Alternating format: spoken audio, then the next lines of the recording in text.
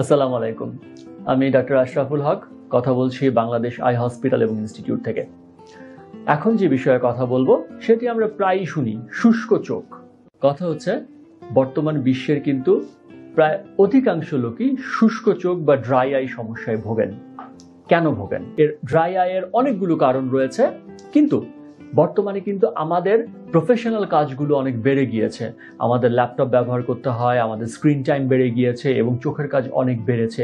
সেই সাথে আমরা কিন্তু এসিতে থাকি এবং আমাদের যে এনভায়রনমেন্ট সেটি কিন্তু এই শুষ্ক চোখের জন্য দায়ী। শুষ্ক চোখের আমরা মেডিকেল টার্মে প্রায়ই বলি মেবোমিয়ান গ্ল্যান্ড ডিসফাংশন। এখন কথা হচ্ছে এই যে মেবোমিয়ান গ্ল্যান্ড ডিসফাংশন নিয়ে আপনারা কি হচ্ছে, এখানে দেখা যাবে যে অনেকক্ষণ কাজ করার পর কারো চোখ লাল হয়ে যায়, কারো খোঁচা খোঁচা লাগে বা মনে হচ্ছে যে চোখের ভেতরে কিছু বেজে আছে। এগুলো কিন্তু শুষ্ক চোখের কিছুটা লক্ষণ। এর ট্রিটমেন্ট কি?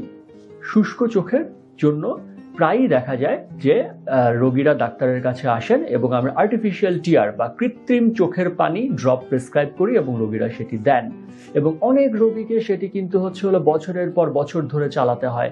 এটি একটি ট্রিটমেন্ট।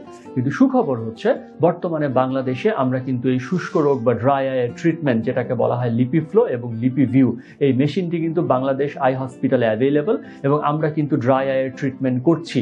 এবং এই ট্রিটমেন্টটি করার ফলে রোগী কিন্তু ট্রিটমেন্ট পরবর্তী 1 বছর থেকে 2 বছর অনেক আরাম পাচ্ছেন। এখন লিপিফ্লো বা লিপিভিউ কি?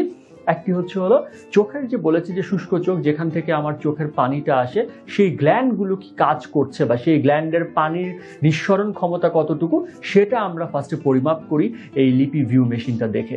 এবং তখন যখন একটা সার্টেন লিমিটে দেখি যে না, তার গ্ল্যান্ডটি ঠিকমতো কাজ করছে না, তখনই কিন্তু আমরা লিপিফ্লো মেশিনটার মাধ্যমে আমরা একটি কৃত্রিম তাপ বা মেসেজিং করি চোখের পাতায়।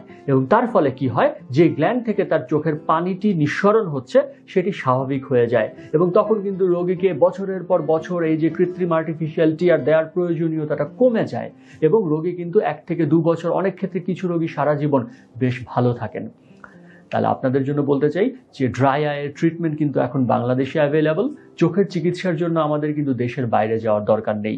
শুধুমাত্র আপনাদের নিয়মিত চোখ পরীক্ষা করার ইচ্ছাটাই এখানে গুরুত্বপূর্ণ। এবং আপনারা যারা শুষ্ক চোখের সমস্যায় ভুগছেন তারা চোখ পরীক্ষা করতে আসুন। আপনাদের শুষ্ক চোখের লেভেল বা গ্রেড দেখে আমাদের যে চিকিৎসা দেওয়া দরকার সেটি কিন্তু বাংলাদেশে অ্যাভেলেবল, বাংলাদেশ আই হসপিটালে অ্যাভেলেবল।